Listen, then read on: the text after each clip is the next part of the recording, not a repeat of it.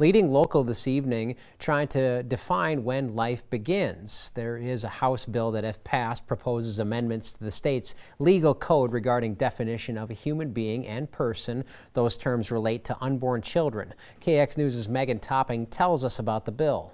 House Bill 1373 proposes that a human being includes an unborn child. In this bill, an unborn child is defined as a living human child before birth, starting from the biological development at fertilization, which is the fusion of a human sperm and ovum. This bill states that it does not apply to the unintentional death or injury of an unborn child resulting from medical diagnostic testing, life-saving procedures, or a spontaneous miscarriage. Representative Lori Van Winkle introduced this bill, stating that this bill is aiming to end loopholes around murder in the state of North Dakota. It will close a loophole that has allowed murder of innocent lives to continue in this state at will and on demand by any woman who desires to take a pill and kill her preborn child. While North Dakotans are worried about the potential impact of this bill in regards to in vitro fertilization, or IVF, Representative Van Winkle says this bill is about outlawing the destruction of innocent human life, not the creation of it. Some want to make this bill about IVF,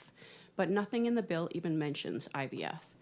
They don't like that the effect of recognizing life from conception would ensure IVF clinics treat human beings they create in vitro with a proper standard of care. In response to this bill, Dr. Tara Harding, a fertility coach and the president of Everlasting Hope in North Dakota, says by the way this bill is written, it would make IVF illegal in the state of North Dakota. It would prevent the safe handling of embryos or, in addition to that, discarding of non-viable embryos. So even though they are non-viable, the way that one sentence in this poorly written bill essentially is labeled would put legal ramifications on the clinics. Dr. Harding, who has underwent infertility treatment, says there is no one that wants a family more than individuals going through IVF, and that this bill is limiting the options these families have. We want a family more than anybody does.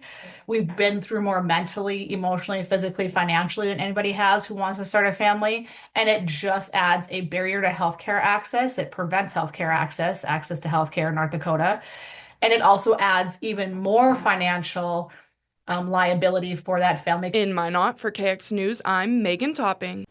If passed, the bill would establish legal recognition for unborn children.